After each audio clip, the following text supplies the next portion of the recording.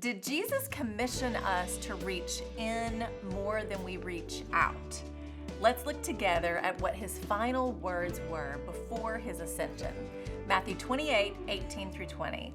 Then Jesus came to them and said, "All authority in heaven and on earth has been given to me. Therefore go and make disciples of all nations, baptizing them in the name of the Father and of the Son and of the Holy Spirit, and teaching them to obey everything I have commanded you. And surely I am with you always to the very end of the age." This great commission, the mission of anyone who claims to be a follower of Jesus, has not changed. Go, make disciples, baptize them, and teach them to obey my commands. That's the mission we are all called to. Then Jesus gives a promise. I am with you always.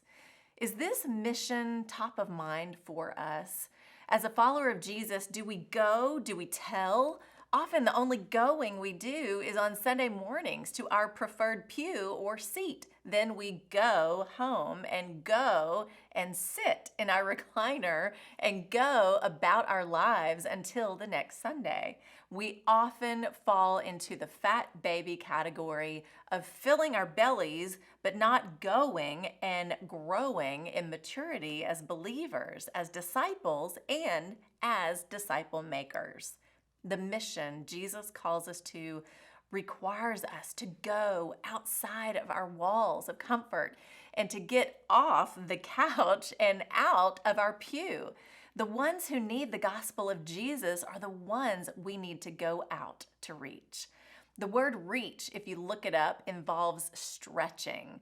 I'm guilty of not stretching myself enough because stretching usually isn't comfortable, is it? But what do you do usually after you stretch? You move and walk and run and go.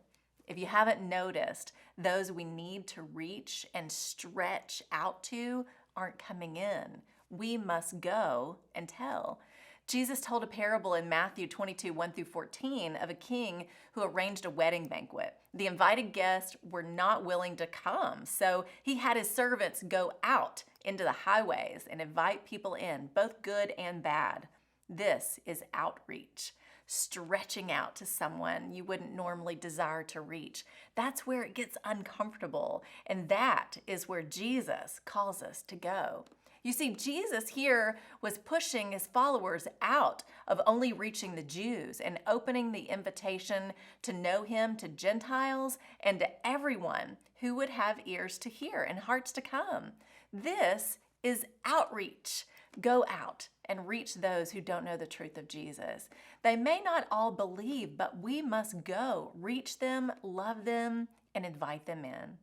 I have been convicted more than once that the only reaching out I'm doing is to those who are already in Jesus. It's really comfortable there. I'm reaching in more than I'm reaching out. Outreach involves reaching people right where they are with what they need, which is the unconditional love and saving grace of Jesus. This is usually never squeaky clean. It's messy. We can't reach out unless we go out to places we have never been before and have conversations with people we've never talked to before. God calls us to water walk and cross Red Seas on dry ground because we know it has nothing to do with us, but it has everything to do with Him and His power and Spirit leading and guiding us every step of the way. Sadly, we say we'll get out of the boat, but we don't even cross the street to talk to our neighbor. Remember, Jesus promised to be with us. Knowing He is with me as I go, as I reach out, I don't have to be afraid. I don't have to worry about the how, when, or where, but I rely simply on the who. I know who saved me. I know who called me, and I know who guides me as I go. I also know what He has done in my life. That is the story I tell. 1 Peter 3:15 tells us to always be prepared to give an answer to everyone who asks you to give the reason for the hope that you have. The hope I have, my friend, is Jesus. Through every season of my life, He has been faithful, He is good, He's everything to me. That's the truth. Jesus is all you need. Believe it, and then go out and reach someone else to share it. I'm Lori Klein.